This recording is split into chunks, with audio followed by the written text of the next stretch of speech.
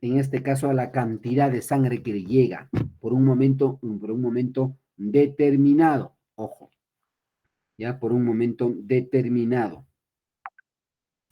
Un momento.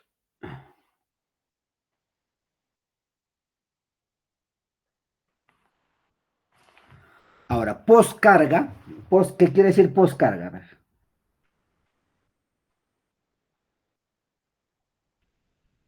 ¿Y la Después de sangre lo que va a bombear postcarga es la sangre que sale.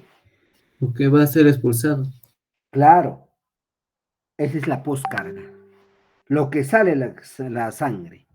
Y esto, la postcarga, generalmente lo que sale, va a depender también la frecuencia cardíaca, ¿no? Con qué frecuencia se está contrayendo para eliminar la sangre, para que esta sangre salga bombeado. ¿De dónde? De lo que son los ventrículos. Entonces, ¿qué es inotropismo? Dice, se refiere a la fuerza o energía de las contracciones del músculo miocárdico. Ojo, con la fuerza que se contrae, la fuerza, la energía que se contrae el músculo miocárdico, el músculo miocárdico. Ahora dice, influyen de modo negativo o positivo sobre la fuerza o contractibilidad miocardio. ¿Ok? Influyen de modo negativo o positivo. Entonces, esto, por ejemplo, es que cuando se contraiga, por ejemplo, con mayor rapidez, normalmente que ahí sería algo negativo, ¿no? Tiene que tener una contracción adecuada dentro de los límites normales en relación a la frecuencia cardíaca. Por eso acá dice inotropismo positivo. Determina la estimulación del simpático como estimulación simpático-mimética. ¿Qué quiere decir? Que el simpático, a nivel de lo que es sistema nervioso autónomo, hace que liberen diferentes sustancias, ¿como qué? Como la adrenalina. Y esto hace que la acción simpática estimule y haya contracciones, esa contracción del músculo cardíaco. Y cuando dice inotrópicas negativa, dice disminuye la contractibilidad. Provoca un descenso del gasto cardíaco y de la frecuencia cardíaca. Este caso, por ejemplo, ¿cuándo se presenta? Las inotrópicas negativas, porque normalmente en una insuficiencia cardíaca ya estaríamos hablando de esto lo que viene a ser las inotrópicas negativas.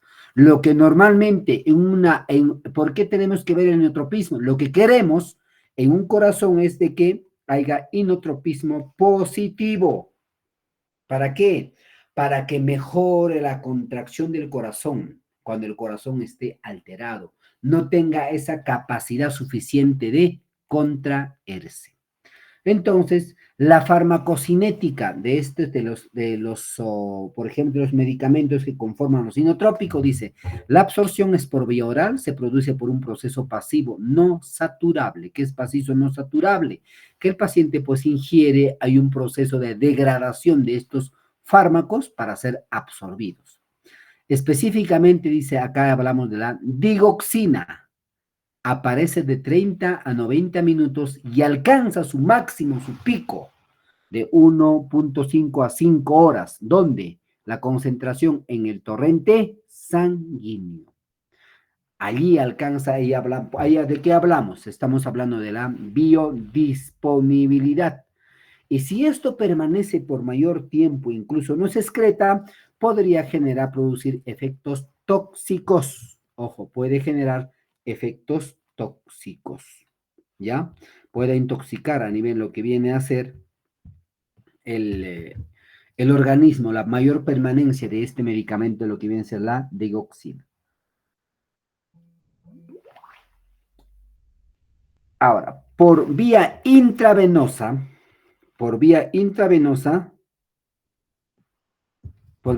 su acción aparece a los 5 y 10 minutos y alcanza su máximo a los 60 minutos. Mira, si ustedes se dan cuenta, es rápido, ¿no? El otro era, por ejemplo, de 30 a 90 minutos. Mientras por endógenas es rápido, ¿no? 5 a 10 minutos. Solo allí, ¿no? Es su máximo a los 60 minutos. Esa es la absorción. La distribución. Para que se distribuya este medicamento, ya dijimos antes en las clases anteriores, ¿no? Tiene que haber una proteína plasmática. ¿Por qué proteína plasmática? tiene que estar pues en el torrente sanguíneo. ¿Para qué? Para que cuando la dioxina sea administrado, se une a esta proteína y pueda circular y pueda llegar hacia una zona determinada donde específicamente va a tener efecto. ¿A qué zona determinada? Al corazón. ¿Ya? Y esto se distribuye ampliamente. ¿Ya?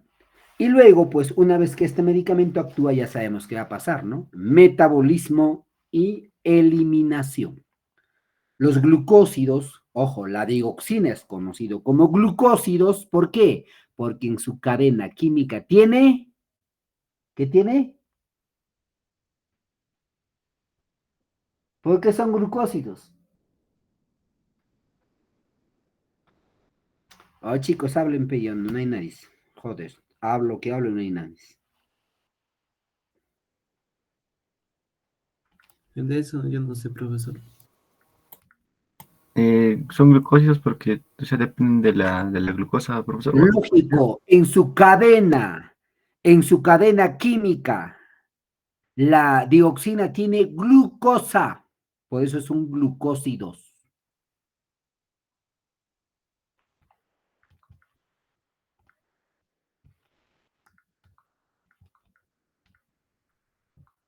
¿Ya? Y dice, altamente polares como la dioxina sufren poco metabolismo hepático. ¿Por qué es polares? Se repelen, o sea, a nivel del hígado.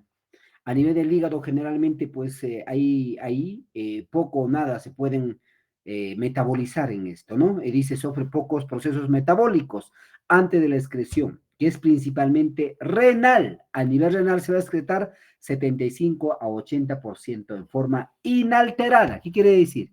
Que ese dioxina entró, no tuvo muchos cambios químicos y tal cual como actuó, salió.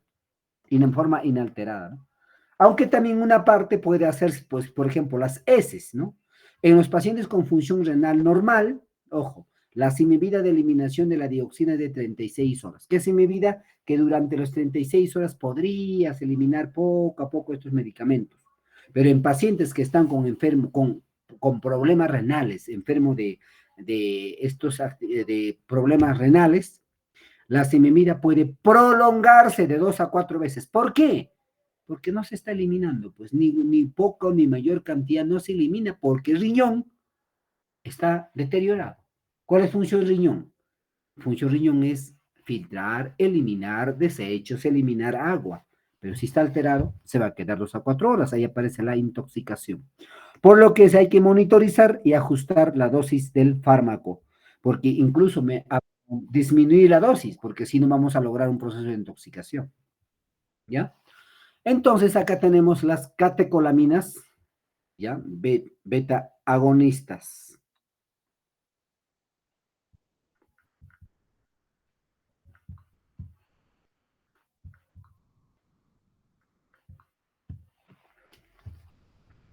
Acá tenemos la adrenalina, ¿les suena? Esas son catecolaminas, ojo, dobutamina, dopamina y bopamina.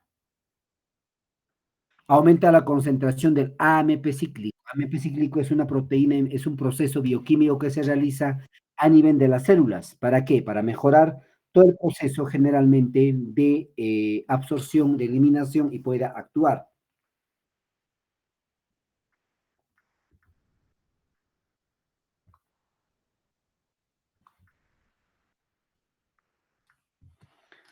Se bloquea, ojo, se bloquea la proteína inhibidora de la bomba de calcio a nivel de lo que es sistema, la pared celular, ¿ya?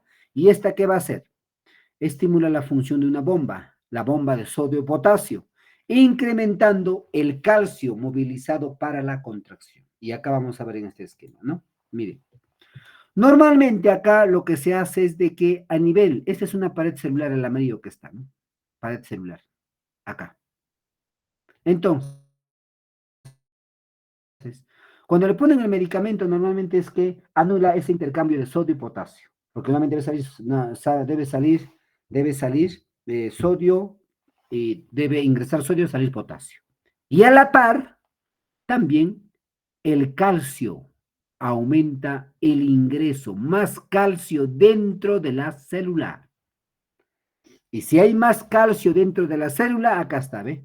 La troponina C, ¿qué hace?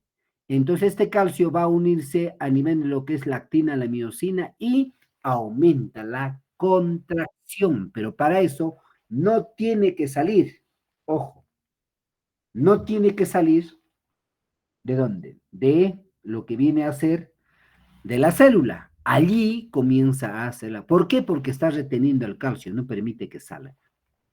Y por otro lado, por ejemplo, se activa la proteincinasa, se activa, y por ejemplo, la proteincinasa, generalmente, cuando estaba inactivado, cuando ingresa calcio, se activa. Y cuando se activa, pues aumenta la contracción, haciendo que el calcio pueda penetrar en estas miofibrillas y generar la contracción. Y para que actúe, pero esto, tiene que haber un receptor, mira este azul, ¿no? Receptor adrenérgico. ¿Quién es el receptor? El medicamento es el triangulito verde. Y el celeste es el receptor donde está encajando perfectamente. Y allí, una vez que este receptor lo ha recepcionado, comienza este proceso de ¿qué? De que disminuye el ingreso de sodio y salida de potasio y con la retención de calcio. Y el calcio por función dentro de la célula hace que se contraiga. Y de esa manera, en toda la célula del corazón, se aumente la contracción cardíaca. Ojo. Entonces, acá tenemos, ¿no? Inotrópicos. Efecto alfa y beta adrenérgico. A ver, alfa, ¿qué sería entonces? Efecto alfa, ¿qué haría? Ya hemos hecho en la clase.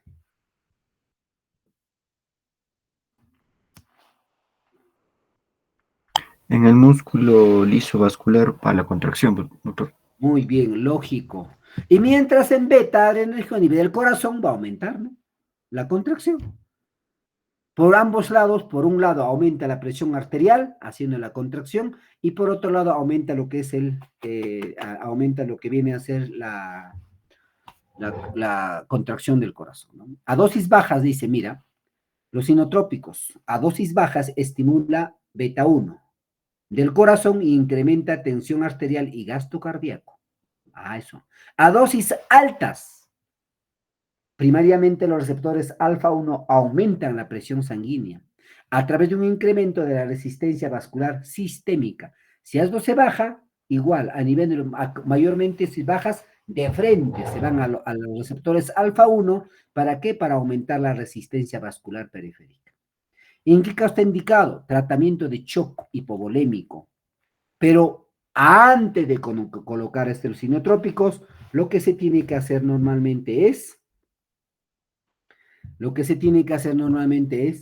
hidratar al paciente que esté con volumen sanguíneo. Sin volumen sanguíneo tampoco no se tendría. Indicaciones: tratamiento de shock que no corresponde a reposición adecuada de volumen. Primero tiene que reponerse el volumen, digamos, de shock.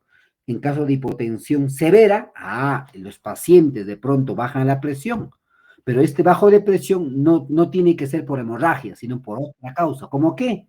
Por ejemplo, como un shock anafiláctico, ¿no? Acá está shock cardiogénico, en esos casos, ¿no? Y acá tenemos la norepinefrina, dosis iniciales 2 a 12 microgramos por minuto. Cuando dice microgramos UG, esto no se puede administrar en jeringa, no se puede administrar por vía oral, tiene que ser por bomba de infusión, donde el goteo es continuo. A ese paciente tienen que administrarlo en forma continua, gota por gota. ¿Para qué? Para que la acción pues vaya en forma continua hacia la zona de vasos sanguíneos o a nivel de los receptores beta en el corazón. Y los efectos adversos, como generalmente estos van a actuar aumentando la frecuencia, aumentando la tensión arterial, el efecto adverso puede ser arritmias, taquicardia, puede aumentar la frecuencia cardíaca, vasoconstricción renal, claro, porque tiene receptores alfa, pues, ¿no? Y vasoconstricción a nivel también de las vísceras, de los vasos sanguíneos en las vísceras, que puede producir una isquemia. ¿Por qué? Porque recuerda que en el riñón los vasos sanguíneos son tan pequeñitos, son tan delgados, igual a nivel de las vísceras. muy delgaditas. Si eso se cierran, ¡pum!, puede producirse isquemia. ¿Qué es isquemia? Generalmente que puede haber una lesión de las células. Metabolización, generalmente, como acá dice cotecomonol o metiltransferasa, se metabolizan y el MAO es un tipo de proteína que participa en el proceso de metabolización. Se elimina hasta 96% en la orina. ¿Ya? El otro, epinefrina, eso sean la adrenalina, eso han escuchado. Es un medicamento muy conocido, la adrenalina. Ojo, la adrenalina. Es un potente agonista alfa. Cuando dice agonista alfa, ¿qué estamos hablando? De que, a ver, cuando hablamos de agonista alfa, a ver, alguien,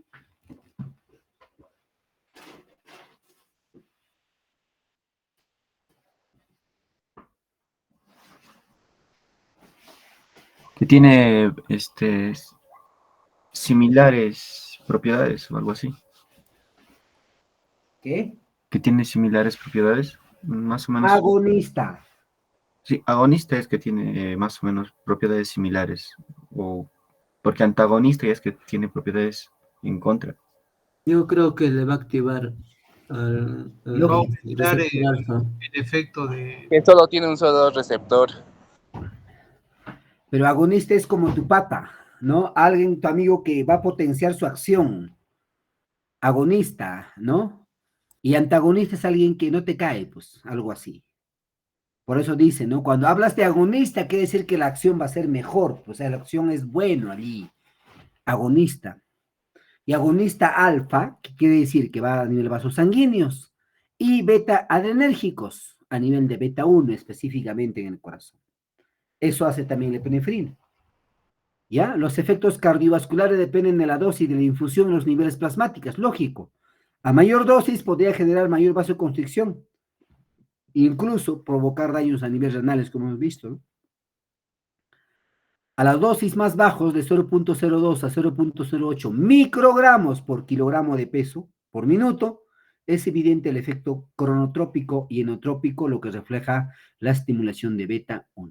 Entonces, acá se tiene que, por eso que la epinefrina, la adrenalina, tiene que administrar en dosis concretas, en dosis generalmente bajas. ¿Para qué? Para que pueda actuar el efecto cronotrópico y el inotrópico. Cronotrópico era la frecuencia, aumente la frecuencia. ¿Por qué? Porque va a estimular a las células, a los receptores beta 1. ¿Dónde se encuentran estos? A nivel del nodo sinusal. Entonces, de esa forma, para que pueda normalmente mejorar la contracción. En adultos, dice, se requiere a dosis de 0.02 a 0.04 microgramos por kilogramo por minuto, estimula los receptores beta 2, ¿con caída de qué? De la resistencia vascular sanguínea. A, B.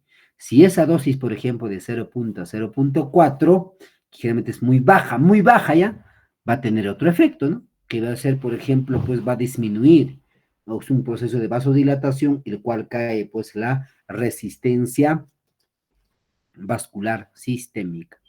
Mientras a dosis de 0.05 a 0.1 microgramos por minuto predomina el efecto alfa 1, que es vasoconstricción. Con incremento, definitivamente si hay aumento de la resistencia, ¿qué hay? Aumento de qué? De la resistencia vascular sistémica y por ende aumenta la presión arterial, ¿no? Y finalmente produce, dice, potente vasoconstricción renal. Hay infusiones tan bajas como a 0.035, llevando a que a una reducción del flujo sanguíneo al riñón y a nivel de lo que es el gasto urinario también va a disminuir bastante. Entonces, miren acá, hay diferentes dosis, el cual nos permite administrar este medicamento y de acuerdo a esas dosis es que la acción que va a tener en diferentes partes del cuerpo. Por eso que las interacciones también podrían generarse a nivel de estas estructuras y podrían dañar, ¿no? al riñón, como por ejemplo estamos viendo que a unas dosis muy bajas produce vasoconstricción a nivel vasos sanguíneos renales. Entonces, la epinefrina dice efecto adverso, ahí está, arritmias. Generalmente a nivel lo que si hay arritmias puede producir que miocarditis, que es miocarditis, proceso inflamatorio del miocardio, puede haber hipocalemia, disminución de, ¿sí es hipocalemia acá? Disminución de calcio o potasio. Potasio, ¿ya? Hipercapnia, aumento de frecuencia respiratoria, puede haber temblor, agitación, hiperglucemia, aumento del consumo de oxígeno del miocardio. Esto simplemente, jóvenes, es porque está afectando el vaso sanguíneo, quien es el responsable de conducir, de llevar todo lo que es flujo sanguíneo. Si eso se altera, definitivamente estas alteraciones que pueden provocar cuando se utiliza la adrenalina o la epinefrina.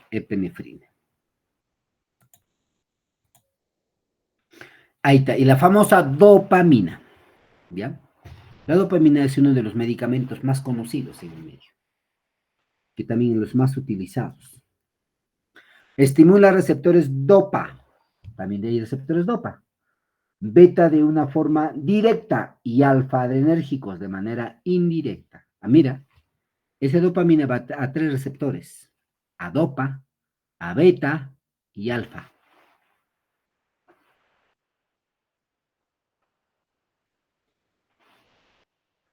Y cuando actúa a nivel de la receptores de la dopamina, estimula ¿a quién? A la liberación de la norepinefrina. Y eso también va a depender de la dosis que se administra, que más adelante vamos a ver cuál es la dosis, igual, ¿no? Hay dosis sistémica, hay dosis renal, y hay dosis dependiendo cuánto o qué es, a dónde, a qué estructura, lo yo quiero que genere, a qué estructura es lo que va a provocar la acción, este medicamento, la dopamina. Ahí está, dopamina. Tiene efectos adversos, arritmia, necrosis tisular, extravasación. ¿Qué es necrosis tisular? Que puede quedar lesionado una parte del tejido. ¿Por qué?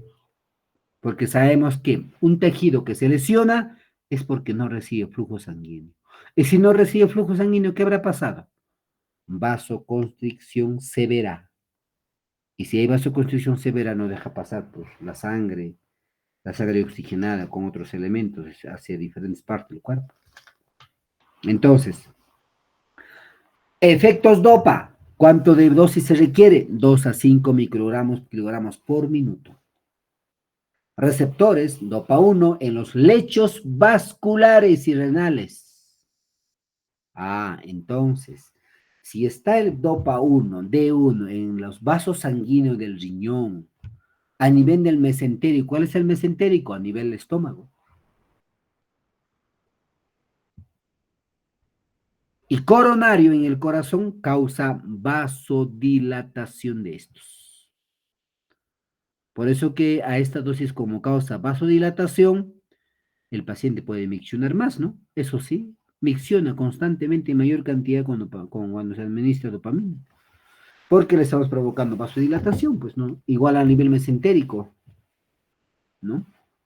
Efectos beta. Cuando efectos beta, cuando yo quiero que normalmente el corazón aumente la frecuencia cardíaca. Ah, ya. Entonces tienen que colocar la dosis beta. Y la dosis beta, ¿cuánto es? De 6 a 10 gramos por kilogramo de peso por minuto. Y acá que tenemos receptor beta 1, ¿ok? E indirectamente liberador del óxido nitroso, de las terminaciones nerviosas, mejorando la función miocárdica sin incrementar el consumo de oxígeno.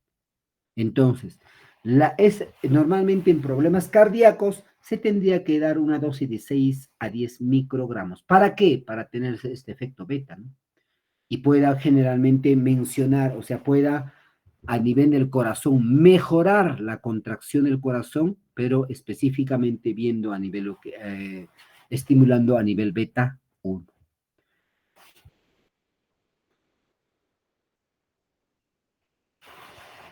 Y finalmente, otro efecto que tiene la dopamina es a nivel alfa, pero a una dosis de 10 microgramos por kilogramo de peso por minuto. ¿Y qué hace acá? Como ya hemos dicho anteriormente, actúa a nivel de los receptores alfa. Uno, en la vasculatura elevado la resistencia vascular sistémica. Entonces, si uno quiere solamente para los vasos sanguíneos, puede dar una dosis más alta, ¿no? De 10 microgramos por kilogramo por minuto. Y allí va a lograr que a nivel de los vasos sanguíneos va a haber vasoconstricción y pueda elevar la resistencia vascular sistémica. Por eso es dependiendo qué dosis utilizas y para qué.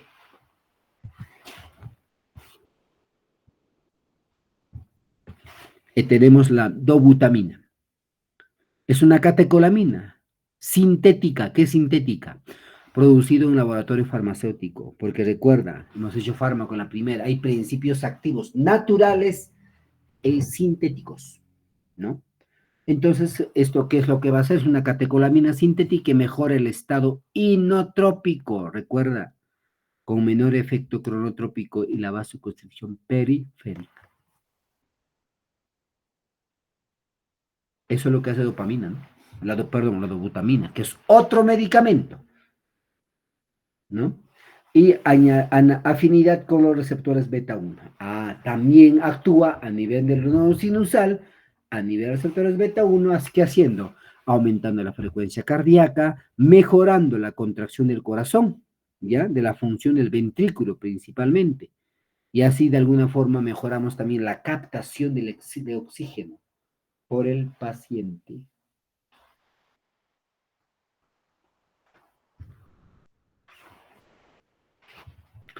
Vamos a ver, uno de los mejores escenarios de uso es el paciente con insuficiencia cardíaca abajo. ¿Qué quiere decir? Que el corazón de una insuficiencia cardíaca está totalmente disminuido la capacidad.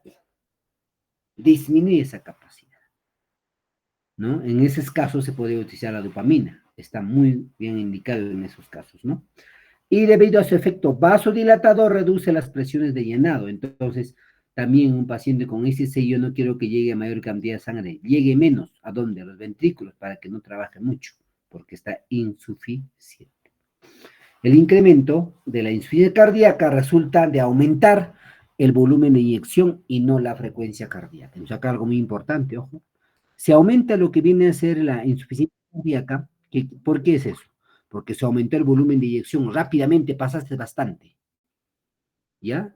Y eso ha hecho que realmente, que hemos dicho, produce vasoconstricción, se cierra y puede afectar a las células.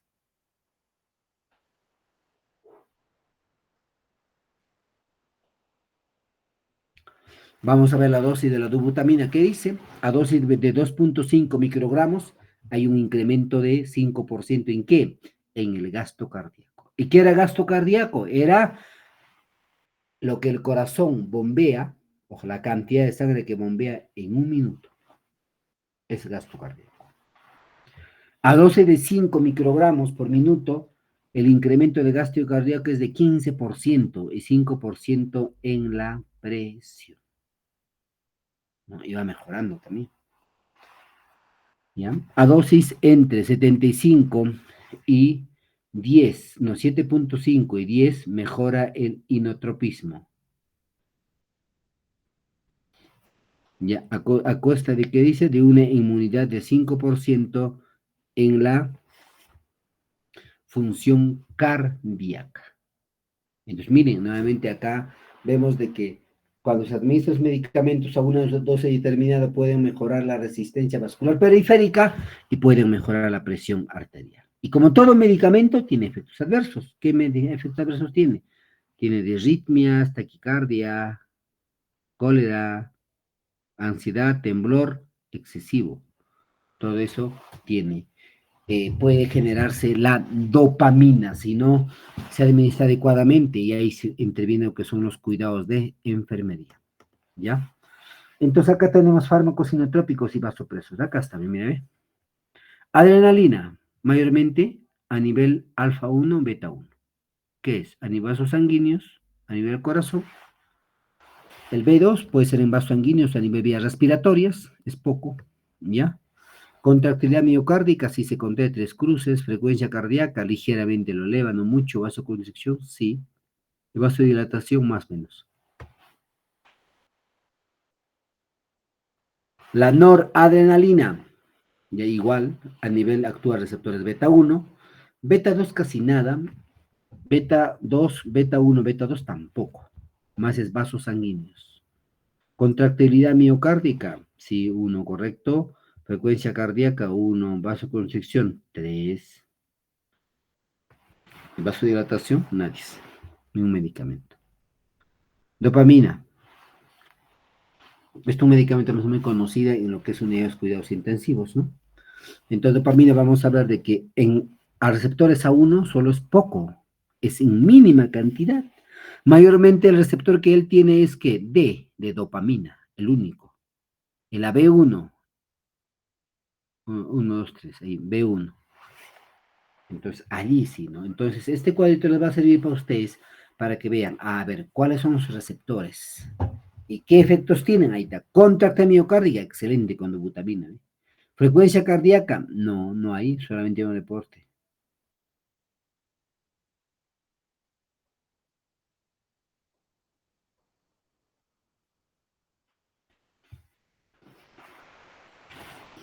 Ya, ahora vamos a ver, por ejemplo, la dobutamina. El receptor es A1 casi nada, mira, una cruz. Receptores beta 1, sí, o sea, específicamente en el corazón, 4 cruces, que quiere decir que ahí tiene mayor función específica. Beta 2, pulmones casi nada. Dopamina, nada. ¿En qué participa? Contractilidad miocárdica, frecuencia cardíaca también eleva, vasoconstricción nada, vasodilatación sí. Dosis comunes 20 miligramos por kilogramo de peso por minuto, ¿no? Entonces vemos los inhibidores de la fosfoesterasa 2. Ahí ese es otro grupo de medicamentos. De fosfodiesterasa 3. Y acá tenemos la inamridona y la milridona. Estos inhibidores de la fosfodiesterasa 3. ¿Qué hacen normalmente estos medicamentos? Impiden que la degradación del AMP cíclico en AMP inactivo, porque hay un proceso bioquímico que pasa de AMP cíclico a un AMP inactivo. Entonces, allí, normalmente, en estos medicamentos que son los inhibidores de la fosfodiesterasas, van a entrar a tallar. ¿Y qué van a hacer? Dice, se bloquea la proteína inhibidora de la bomba de calcio. Ah, ya. No va a haber calcio porque lo está bloqueando. Y si no hay calcio, del sistema vascular, hay dos cosas que hacer, si no hay eso. Se estimula la función de la bomba. Incremente el calcio movilizando los contactos.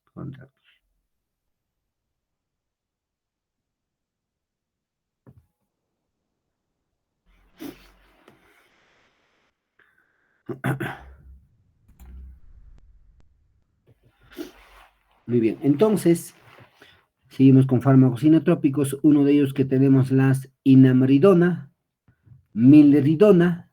¿Qué hacen estos medicamentos? Algo sencillo, algo que el corazón debe hacer para mantenerlos vivos. ¿Qué hace? Aumenta fuerza y velocidad de contracción del miocardio. Recuerda del miocardio. ¿Qué es el miocardio? Es la unidad fundamental del corazón. ¿Ya? Actividad trisotrópica, ¿no? Disminuye precarga y poscarga.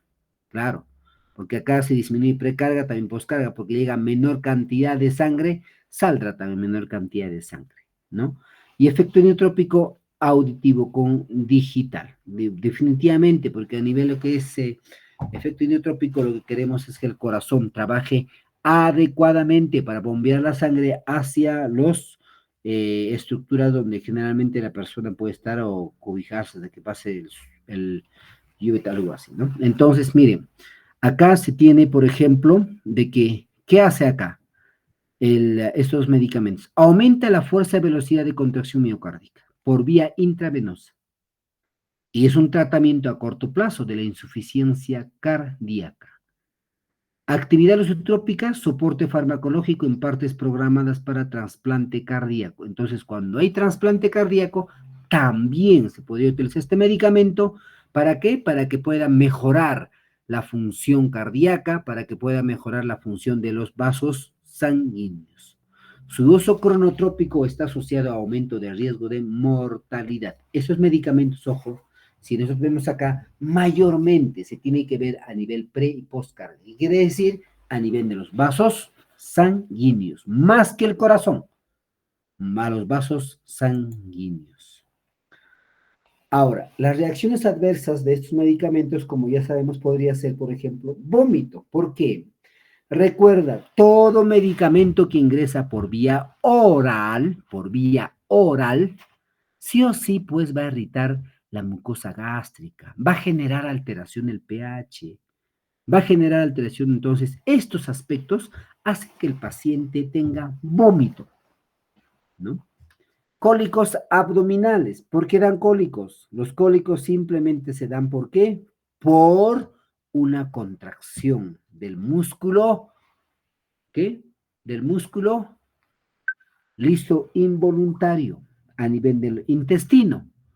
Entonces, si esto puede estar afectado generalmente por alguna interacción, lo que va a hacer es que el paciente pueda tener una contracción de sus músculos y se va a evidenciar ¿con qué? Con cólicos abdominales, ¿ya?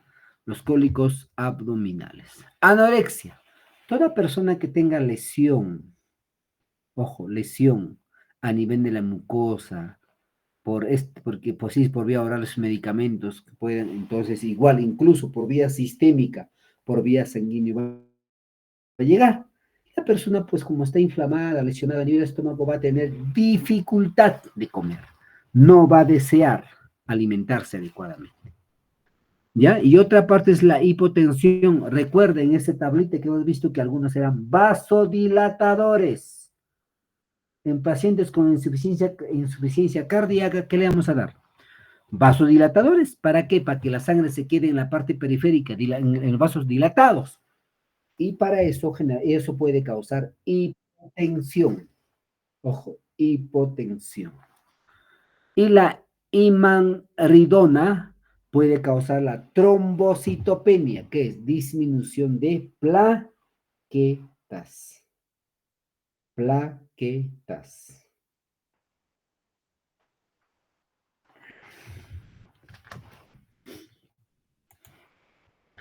Y tenemos los digitálicos. Estos digitálicos son los medicamentos más representativos en pacientes con insuficiencia cardíaca. ¿Qué vamos a tener ahí? Digoxina. Este es el medicamento más utilizado, por favor, en los pacientes con insuficiencia cardíaca. Los digitálicos, digoxina. Y la otra familia del digoxina, ¿cuál es? Metildioxina. Entonces, ¿qué les dije? ¿Cuál era su mecanismo de acción? Bloqueaba la bomba, te pasa, ¿no? La bomba de intercambio de sodio y potasio. ¿Por qué? Porque en ese cambio también sale calcio. Si lo bloquea esta bomba, ya no hay intercambio de sodio ni potasio. Por lo tanto, tampoco no hay pérdida de calcio. Más bien se va a incrementar dentro de la célula. Ojo. Y por otro lado también se incrementa la concentración de sodio intracelular. Recuerden que el sodio, si se incrementa, es un estimulante. Y finalmente se activa el incremento de sodio positivo y calcio positivo a nivel de la membrana. ¿Ok? Y finalmente, ¿qué hace? Incrementa la contracción del calcio intracelular, perdón, la concentración de calcio intracelular. Como no permite que salga de la célula el calcio, tiene que estar dentro de la célula. Y así aumentado, concentrado en mayor cantidad de calcio, comienza a iniciar el proceso de contracción en pacientes con insuficiencia cardíaca. ¿Ya? Entonces acá está, miren, ve qué va a hacer. Si uno administra dioxina, va a bloquear este paso. Normalmente, ¿qué? Va a hacer que, por ejemplo, los miofilamentos están en la parte interna. Sodio y potasio debe intercambiar, pero adentro se va a quedar el sodio. Acá dicen deben cambiar el sodio. Se queda sodio acá adentro. Sigue quedándose, no sale. Y acá su mamá está dando algunas, probablemente que en la noche están. Pero acá generalmente el sodio, mira, no está ingresando. Y este potasio sale, pero este proceso se bloquea. Por lo tanto, mira, por este lado ingresa el calcio. Como ingresa el calcio, activa a nivel de los miofilamentos. Y si atrae a la actina-miosina que están entre miofilamentos, va a aumentar la contractibilidad del corazón. Y acá tenemos, por favor, otros medicamentos. Por ejemplo, acá tenemos la metildioxina, también conocido como lanitop. Se expende en ampollas de 2 mililitros con 0.5 miligramos, tableta de 0.5 miligramos. Solución también puede haber en ese inyectable de 0.6 miligramos por mililitro. Y la famosa dioxina es la más común, es la más representativa. Ojo, vienen ampollas de 1 mililitro con 0.5 miligramos de ¿qué? De dioxina. También puede venir en tabletas de 0.25 miligramos. Y algunas soluciones de 0.75 miligramos por mililitro. Estas son las concentraciones que normalmente son las presentaciones que se tienen de los fármacos. ¿Ya? La vida media de estos medicamentos generalmente es de 1.5 a 2 días. Por eso es importante que una vez abiertos esos medicamentos, se deben utilizar de inmediato. No guardar 3, 4 días porque van a perder su efecto, van a perder su dosis terapéutica. ¿Ya? Y la acumulación, ¿dónde se puede acumular? En vísceras y músculo esquelético. ¿Por qué? Porque allí tenemos la mayor cantidad de vasos sanguíneos. Entonces se pueden incluso quedarse allí y provocar algunas alteraciones. Y como todo medicamento, ojo, se excreta por vía renal. Ojo, se excreta por vía renal.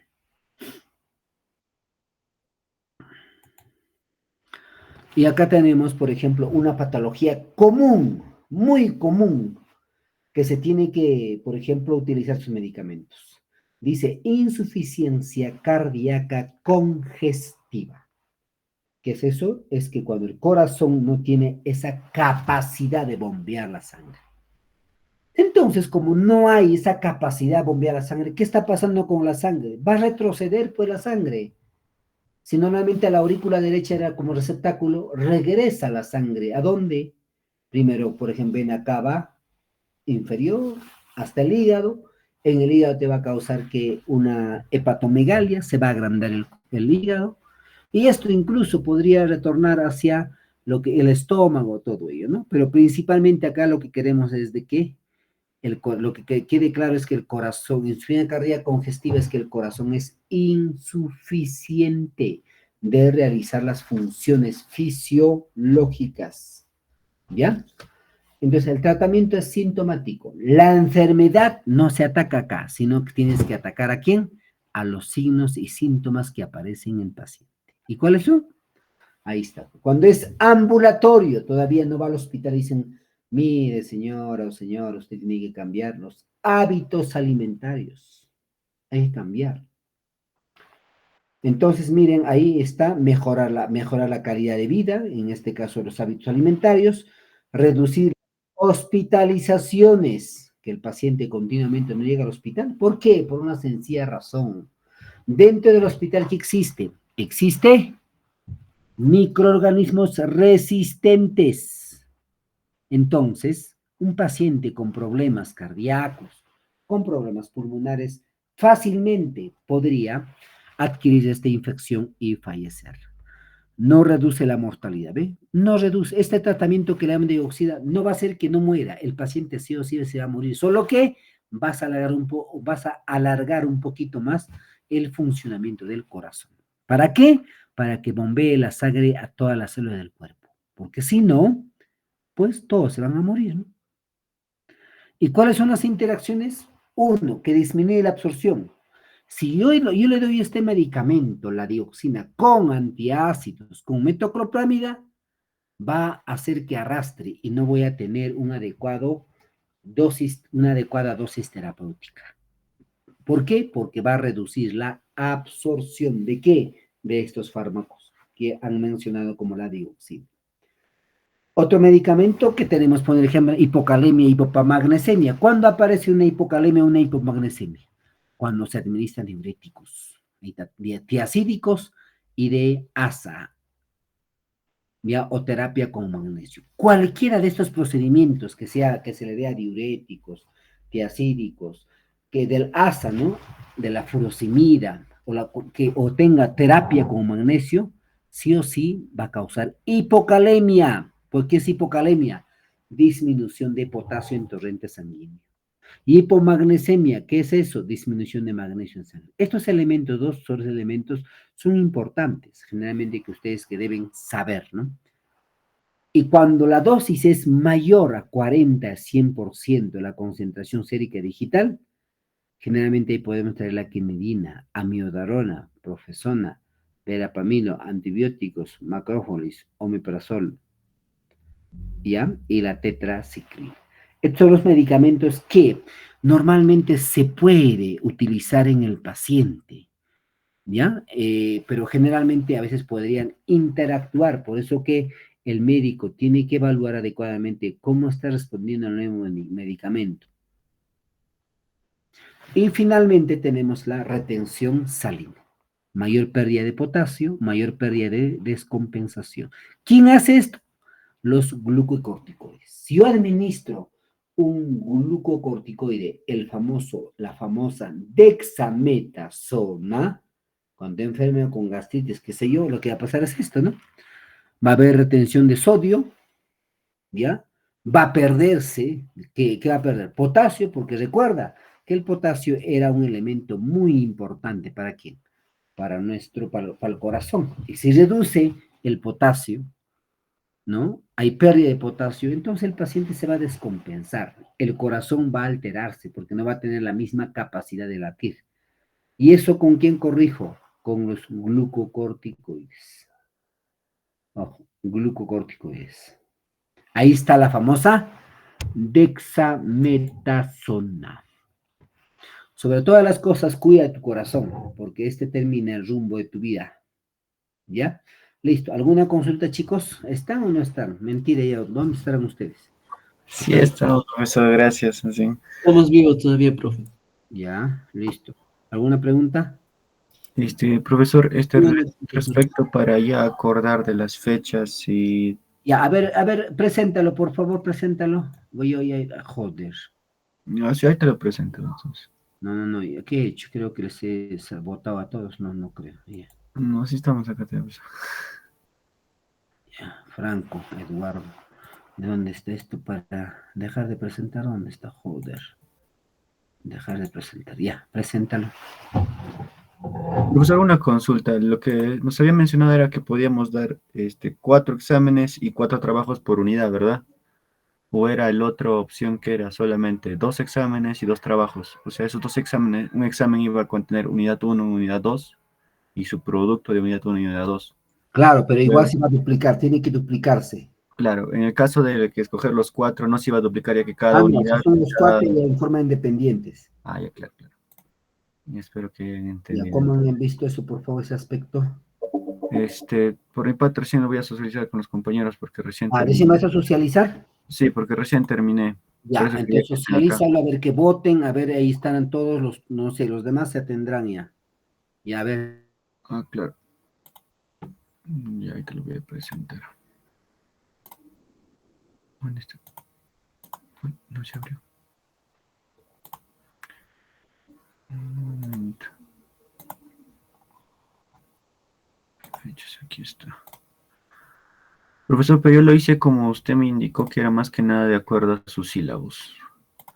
Según el sílabus que presenta, las clases se iniciaron desde el 25 de agosto, que era en la semana 1.